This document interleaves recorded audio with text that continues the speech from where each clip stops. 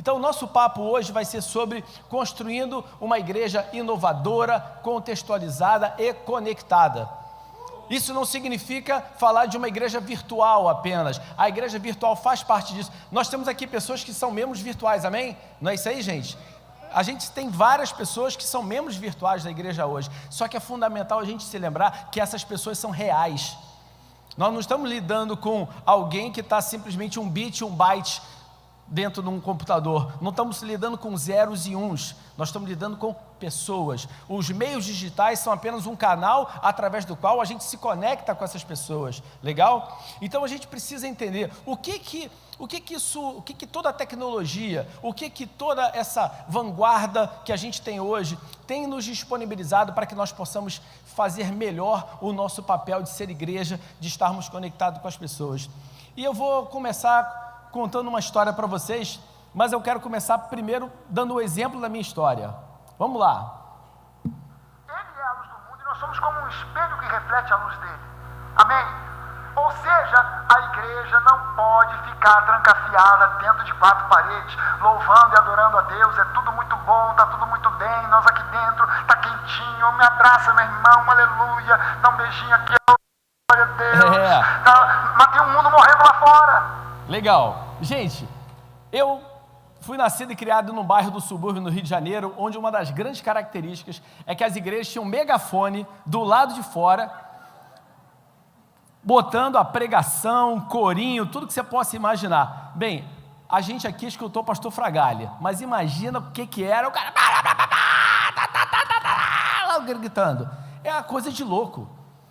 Na verdade, a gente vê que sempre a igreja tentou encontrar uma maneira de se conectar com quem estava ao seu redor, de fazer com que a sua mensagem, ela vencesse as quatro paredes dela e chegasse do lado de fora. O problema é que alguns métodos, esse por exemplo do megafone, eu tenho certeza que ele mais espantava as pessoas do que trazia elas para dentro da igreja, eu não tenho a menor dúvida disso. O que ocorria é que as pessoas não queriam ir à igreja, as pessoas queriam que a igreja fosse embora, porque ela literalmente ela se transformou em um grande incômodo. Alguém já viveu isso aí dentro do seu bairro? Vivia esse tipo de situação? Mas é interessante, porque essa é uma realidade, e sempre buscou uma maneira de se conectar, para que a sua mensagem extrapolasse as portas, as suas paredes. O que acontece é que a gente foi vendo que isso foi mudando ao longo do tempo. Veio a fita cassete, a gente recebia lá um cassete com pregação, depois o VHS, o CD, o DVD, isso tudo inclusive já morreu. Lá na Nova, por exemplo, a gente não produz mais nem CD, nem DVD. Desde o ano passado, a gente acabou com a prensagem de CDs e DVDs para ser vendidos na igreja, e nós lançamos o app da Nova, onde qualquer pessoa tem acesso a todo o conteúdo da igreja, gratuitamente, através do nosso app. Você pode assistir o vídeo da pregação, escutar o áudio da pregação, olhar os slides do pastor Fragali, tem acesso a tudo isso. E o mais interessante é que quando a gente produzia CD e DVD na igreja, quando você olhava lá, quantas pessoas eram impactadas? Se você vendia no máximo ali, de tudo, 100 daqueles ali. Hoje nós temos um aplicativo que já teve mais de 100 mil execuções em 6 meses de utilização, gente. Olha que coisa, olha que interessante. A gente tem hoje mais do que o dobro de pessoas usando aplicativos da Nova do que a Nova tem de membros em todo o Brasil. Olha que coisa interessante, ou seja, o que importa não é receita de venda de CD ou DVD, o que importa é a propagação da palavra. É uma maneira que a palavra chegue onde ela tem que chegar, e a gente tem usado a tecnologia para isso. Eu fiquei muito feliz quando algumas semanas atrás eu recebi uma pessoa lá na Nova de Curitiba que falou assim: eu sou membro pelo app. Olha que coisa interessante, ela não falou que era um membro da internet, ela falou: eu sou um membro da Nova através do app da Nova. Então isso é inovação da igreja.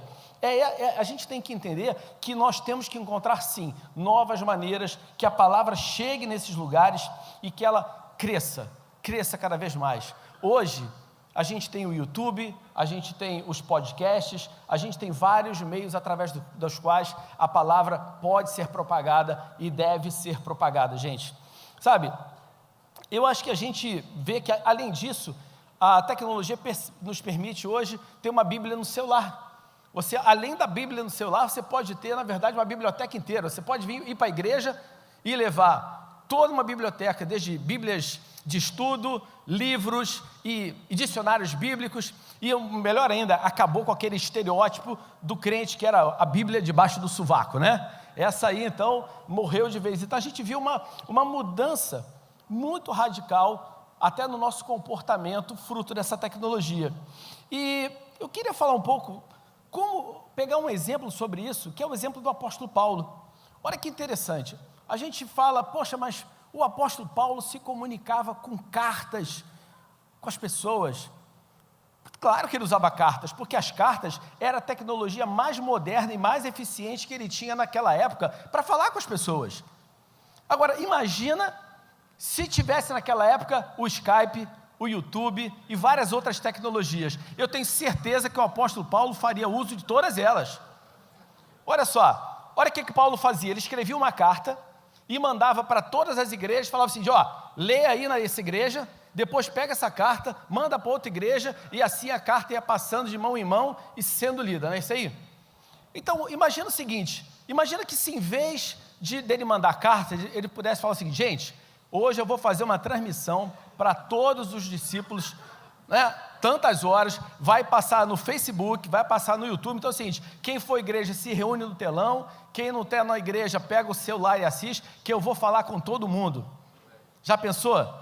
Com certeza seria muito mais eficiente do que o envio das cartas, porque ao invés de ser um interlocutor falando em nome do apóstolo Paulo, que não tem as emoções dele, que não conseguiria transmitir o que ele estava realmente sentindo, seria ele, cara a cara, falando com cada um, meu filho, olha só, quero te falar isso aqui, essa é a revelação que Deus trouxe para a nossa igreja. Vocês concordam que o efeito seria totalmente diferente?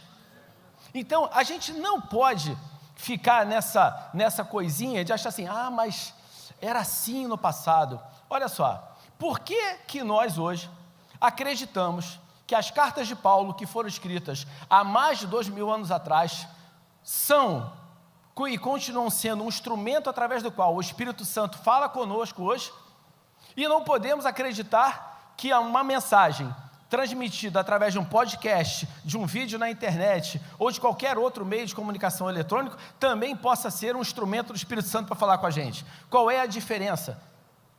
Eu estou falando apenas uma diferença a respeito da mídia que foi usada. Isso não tem nada a ver com unção. O problema é que as pessoas acreditam que manter as coisas de uma forma antiga é o que garante a unção. Não tem nada a ver com isso. Jesus foi um revolucionário na forma de levar a mensagem. Jesus, ele fez algo que os religiosos não esperavam. Enquanto todo mundo esperava aquele cara com a auréola judaica, não toque em mim, eu sou judeu. Não, ele era o cara, vamos comer, aí senta aí. Bota um peixinho, vamos assar um peixinho aqui na brasa, aqui na areia, e vamos conversar. Não é assim que ele fazia? Na verdade, Jesus, ele tornava a comunicação algo extremamente acessível e compreensível para as pessoas com quem ele falava. Então, gente, a gente tem que sair dessa coisa de achar que o antigo é o legal, que o antigo é o que é santo, que o antigo é o que mantém todo mundo dentro de um cenário que é através dessa maneira que o Espírito Santo vai falar. Sabe, tem um cara chamado Peter McGraw que ele falou o seguinte, até a Revolução Industrial, a igreja foi um líder cultural durante séculos nas artes, na tecnologia e ciência. A imprensa moderna que imprimia a Bíblia de Gutenberg foi uma invenção da igreja, mas permitimos que a história fosse reescrita. Perdemos o contato com a nossa criatividade e individualidade e paramos de pensar intencionalmente e estrategicamente através da nossa história e como ela afeta a nossa marca e a nossa cultura. A igreja tem que pensar e agir intencionalmente e estrategicamente, de uma maneira que a mensagem chegue às pessoas de uma forma clara, de uma forma eficaz. Essa é uma realidade, sabe? Tem um instituto americano chamado Barna, que faz constantes pesquisas com o meio evangélico, e eles fizeram uma pesquisa muito interessante. Eles descobriram que 30% dos evangélicos nos Estados Unidos compartilham a sua fé com outras pessoas. Ainda descobriram que outros 30% estão dispostos a compartilhar essa fé virtualmente e também pessoalmente. Até aí tudo bem. Mas o que mais chamou a atenção foi o seguinte, 58% dos não crentes disseram que foram impactados por algum compartilhamento a respeito de Deus por uma pessoa crente. Olha que coisa interessante. E ainda teve outro mais, isso aí só no Facebook. E outros 14% disseram que foram impactados por alguma comunicação em outra rede social. Ou seja, no momento que só 30% dos crentes se propuseram a compartilhar a sua fé através das redes sociais, 72% de não crentes foram impactados. Olha a importância do que você coloca no seu Facebook, no que você coloca no seu Instagram, do que você compartilha através do seu WhatsApp. Esses são meios de evangelismo eficaz. Isso é o folhetinho do ano do século 21. Em vez de você ficar pegando aquele folhetinho de papel, desperdiçando na rua, você vai pegar um conteúdo relevante, com qualidade, e vai compartilhar com as pessoas. É assim que você está evangelizando hoje, nesse século atual. Amém, gente? Então, o negócio é o seguinte. Então, se a gente pudesse hoje parar, pensar e olhar ao nosso redor, nós vamos descobrir que existem várias maneiras através das quais nós podemos sim revolucionar a maneira que o evangelho chega nas pessoas. Só que eu quero fazer uma pergunta para vocês. Agora, realmente os pastores estão equipados e preparados para ensinar na nossa cultura atual? Eu não estou fazendo essa pergunta aqui para apontar o dedo para ninguém, não. Isso aqui é apenas uma provocação. Mas a pergunta é, como é que as pessoas aprendem hoje? Hoje a gente aprende com um tutorial no YouTube, não é verdade? Quero aprender uma coisa, eu vou lá ver um tutorial no YouTube, eu pego um podcast para escutar alguma coisa, eu vou lá no Google e fuço como aprendo alguma coisa. Mudou, não é mais aquela coisa de botar todo mundo na escolinha da tia Cotinha. Ah, meus queridos, eu hoje vou ensinar para vocês. Você tem que estar aqui no dia tal. Gente, mudou a geração. Inclusive, nós vamos, nas próximas semanas, nós vamos lançar um curso online do Sua Nova Identidade com o pastor Maurício Fragali. Legal, gente? São 12 vídeos onde vocês vão ter toda uma videoaula em como você viver verdadeiramente a sua nova identidade em Cristo Jesus. Gente, essa é a maneira de se ensinar nos dias de hoje. Então, a gente tem que entender que a igreja precisa abrir, na verdade, os olhos e entender que a tecnologia de comunicação, as redes sociais e tantas outras coisas tem que ser utilizado pela igreja para a propagação do evangelho e principalmente para facilitar o nosso relacionamento entre os crentes e entre os não crentes. Nós precisamos entender o seguinte, muito mais de saber como a informação chega às pessoas do mundo, é como as pessoas do mundo consomem as informações. Olha só, se eu quero falar com você, se eu quero chegar a você com uma mensagem, eu preciso entender claramente o seguinte, como você costuma receber informações, como é que você capta aquilo ali. Esse é um entendimento claro de chegar junto e conhecer as pessoas de perto, sabe? Nós precisamos, na verdade, gente, criar uma ponte real com a cultura, sabe? E com a sociedade onde a gente está inserido. Para que a gente possa, na verdade, ser uma igreja influente, para que a gente possa ser uma igreja impactante, uma igreja relevante. Quero falar para vocês, a palavra-chave significa o seguinte, criar uma ponte com a cultura onde a gente está inserido. A igreja precisa ser, na verdade, ela não pode ser um eremita cultural, de achar que ela vai se isolar dentro da sua própria culturazinha ali, e estou dentro do meu mundinho, não. Se a gente quer influenciar o mundo, a gente tem que se conectar a esse mundo.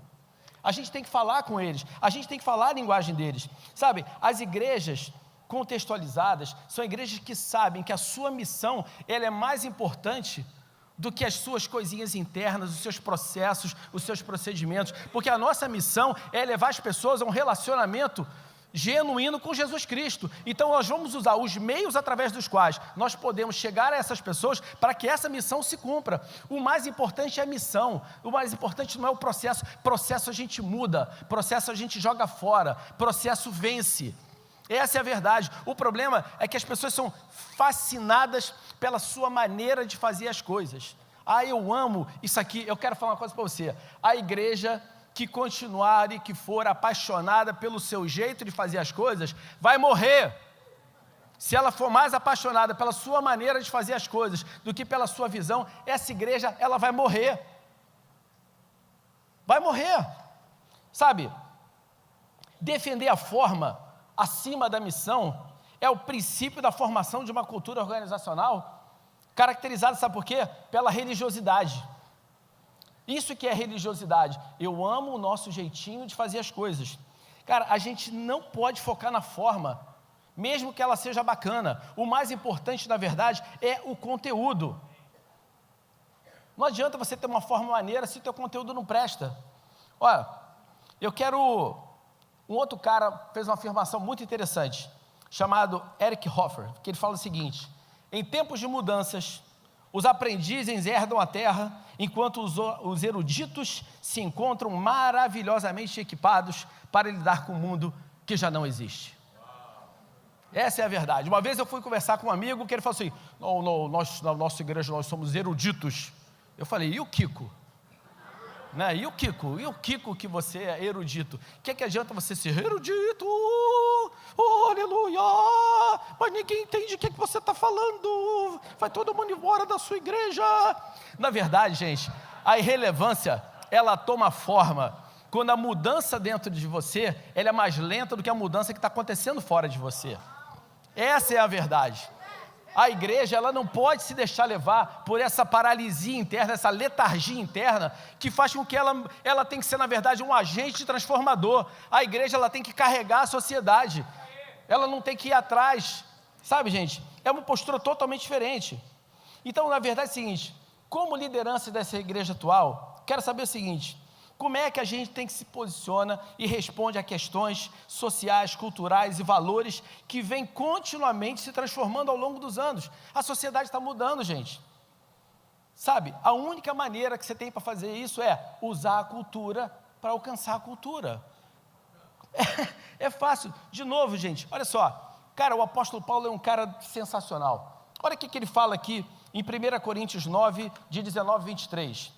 Ainda que eu esteja livre das exigências e expectativas de todos, tornei-me um servo voluntário de todos para alcançar todo tipo de gente, religiosos, não religiosos, moralistas, libertinos, fracassados, desmoralizados, não importa, não adoto o estilo de vida deles, mantenho o meu comportamento baseado em Cristo, mas entrei no mundo deles e compartilhei da realidade deles, tornei-me servo em minha tentativa de levar alguns dos que encontrei pelo caminho para uma vida salva por Deus. Fiz tudo isso por causa da mensagem.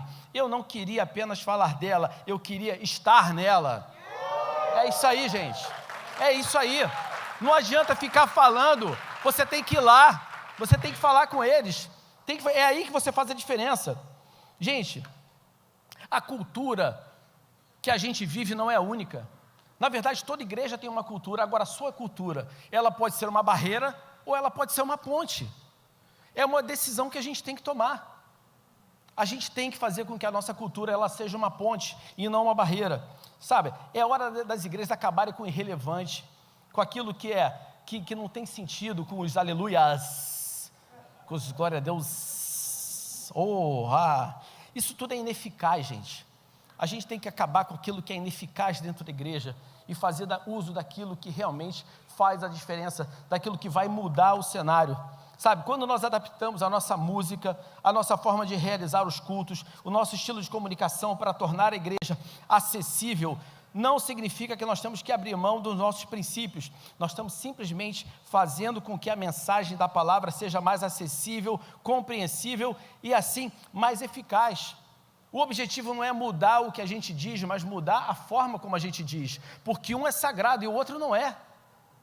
O que é sagrado é a palavra, o que é sagrado não é a forma através da qual a palavra é dita. E sabe uma coisa? Sabe por que tem algumas igrejas que não mudam, que não crescem? Porque muitas vezes a liderança das igrejas, ela tem medo de dizer não para os membros atuais e abre mão de dizer sim para uma sociedade que está pronta para ser resgatada e ser salva. Essa é a verdade. Se você quiser ver a sua igreja transformada, a gente tem que aprender a dizer não às preferências de alguns membros atuais e dizer sim a essa comunidade, a essa sociedade que a gente está disposto a resgatar. Se você ficar preso assim, mas eu vou incomodar o irmão fulano que gosta do órgão naquele cantinho aqui, ele gosta do órgão de pedal. Gente, pelo amor de Deus, né? Na verdade, quando você toma essa decisão de dizer não para uns e dizer sim para todo mundo, isso na verdade, significa genuinamente amar as pessoas que estão dentro e fora da igreja, compartilhando o evangelho de Cristo com elas. Na verdade, Isso aí é você sair do seu mundinho pequenininho, onde você acha que você é mais santo que todo mundo, que você é melhor do que todo mundo, e se dispõe a resgatar aquele por quem Cristo morreu. Você sai da sua zona de conforto, da sua zona do santarrão, e se dispõe eu tinha um cara que fala assim, botar o tênis na lama e ir lá resgatar o cara que está perdido. Gente, isso é evangelho, isso é viver a palavra de Deus. Sabe, eu quero falar uma coisa para vocês. A Barra, o Rio de Janeiro, o Brasil, não precisam, na verdade, de mais igrejas. Mas sabe o que eles precisam? Precisam, sim, de um lugar seguro, onde os crentes e os descrentes, num lugar seguro, onde crentes e descrentes possam ir, ouvir a verdade transformadora de que Jesus Cristo cuida deles, os ama e morreu pelos seus pecados. É isso. O lance não é ter mais igrejas, é ter igrejas que falam a mensagem verdadeira, uma mensagem de fé e de graça, e não uma mensagem de condenação, uma mensagem que afasta as pessoas da igreja, sabe? Precisa que os cristãos vivam um estilo de vida coerente, alinhado com as suas crenças. Só assim a gente vai mostrar que a gente vive um estilo de vida que é transformado e que é transformador. Esse é um estilo de vida que impacta a vida das pessoas, sabe? O objetivo da igreja não deve ser aumentar a sua fatia de mercado regional, mas sim, na verdade, aumentar a sua influência sobre as pessoas, para que possa trazer salvação e transformação de vidas. Olha, eu quero falar uma coisa para vocês, nós temos que construir uma igreja que ela seja sem barreiras e fronteiras, onde você se sente parte dela, mesmo estando longe fisicamente de um prédio, mas está unida e conectada com o seu propósito. A gente tem vivido isso, por exemplo, com os nossos grupos de conexão. Nós temos vários grupos de conexão fora do Rio de Janeiro, com pessoas que nunca tinham vindo aqui na Nova, e estão completamente alinhados com a nossa visão, com o nosso propósito, e a gente tem visto Deus fazer uma obra, a gente tem visto isso acontecer. Olha, há 3 semanas atrás, nós fizemos o primeiro batismo do grupo de conexão da Nova em Portugal, onde 3 portugueses aceitaram Jesus e foram batizados lá. Essas pessoas nunca tiveram na igreja, na verdade a igreja deles é o salão de cabeleireiro da filha da Mayra e do Jaime, lá em Portugal. Essa é a verdade, essa é a igreja deles. Essa semana ele mandou, pastor, mais 2 portugueses vieram para Jesus.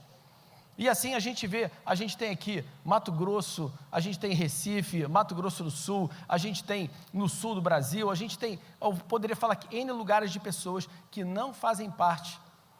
A gente tem aqui Guarujá, o pessoal de Guarujá, oba, alô, que nunca vieram fisicamente à Nova, mas são parte do nosso corpo, porque vivem o quê? Essa visão e essa direção.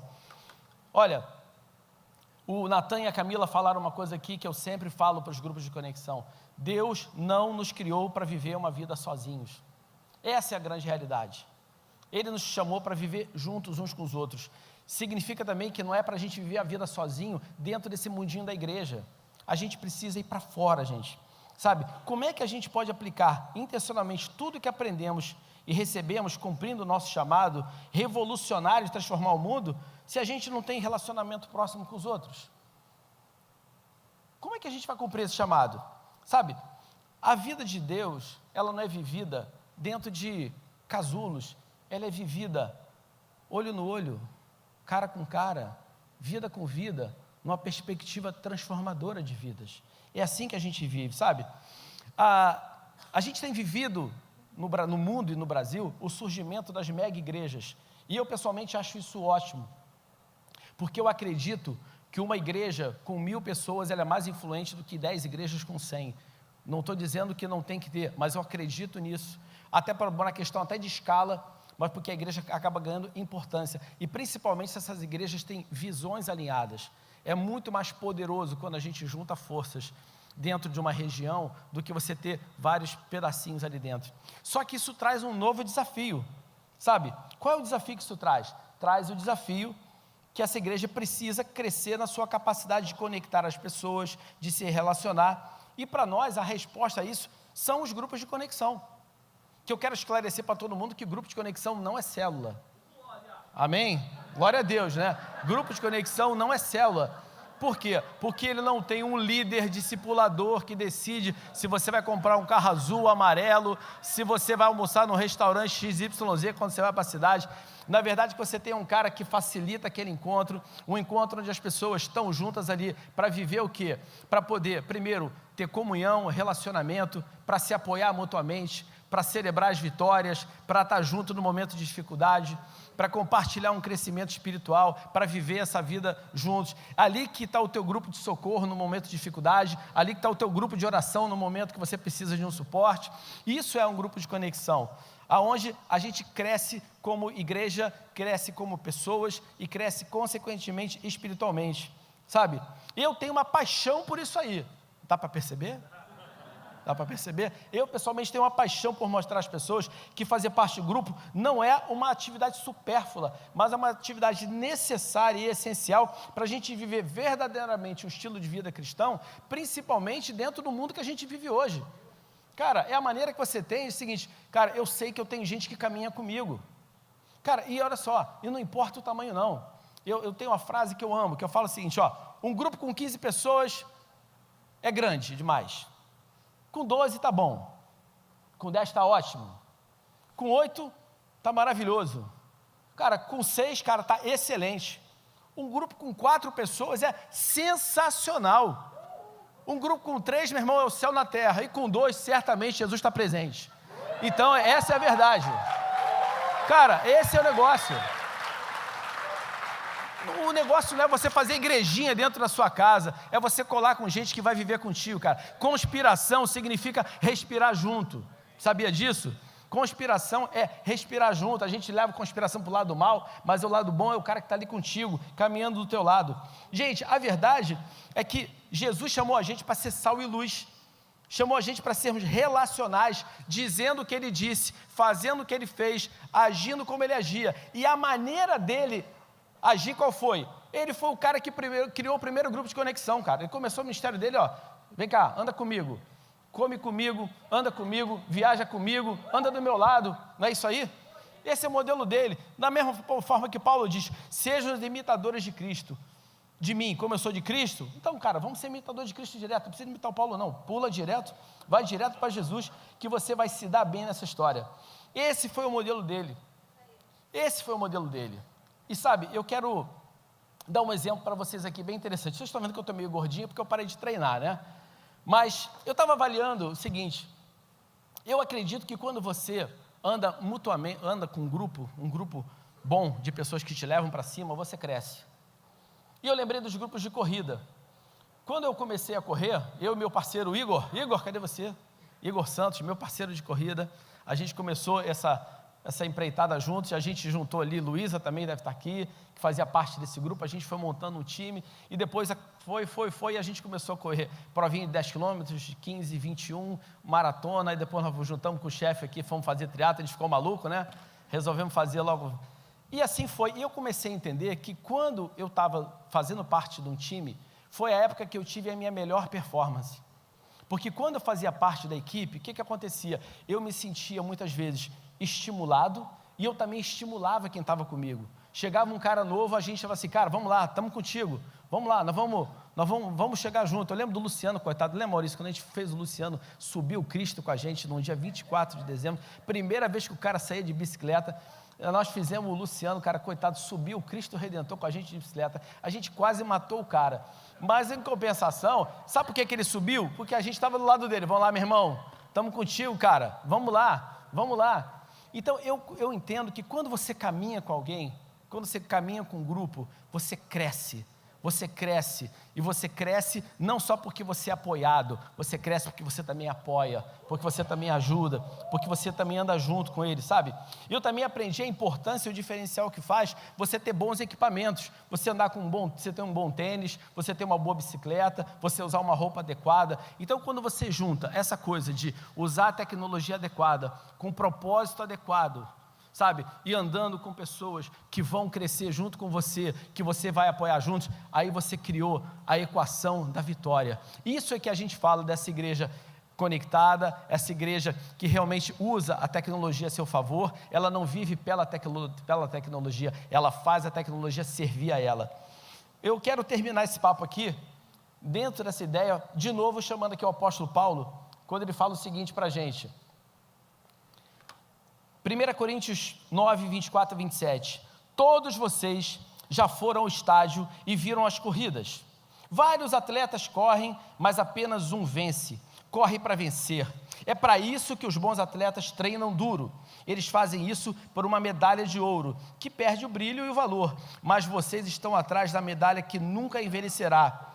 Não sei sobre vocês, mas eu estou correndo a toda velocidade rumo à linha de chegada. Estou dando tudo de mim, nada de pegar leve. Estou alerta e preparado. Não vou ser apanhado dormindo no ponto. Depois de mostrar o caminho para os outros, nem posso pensar que eu poderia perder. É isso aí, gente. Nós fomos chamados para entrar nessa corrida aí, para vencer, para ajudar os outros a vencer essa corrida também. É para ajudar e para vencer junto. Não é uma corrida onde só um ganha. É uma corrida onde você vence e corre, atravessa a linha de chegada com o cara do teu lado ali com você. Essa é a verdade. Olha, a verdade, gente, é que a igreja do século 21 é uma igreja inovadora, contextualizada e conectada, mas é uma igreja que sabe que a sua missão é mais importante do que qualquer opinião, tradição ou cultura, e está disposta a investir no melhor da tecnologia, no melhor das pessoas, para as pessoas e para o engrandecimento do reino de Deus. Valeu, galera! Faça a sua igreja ser uma igreja vitoriosa e inovadora.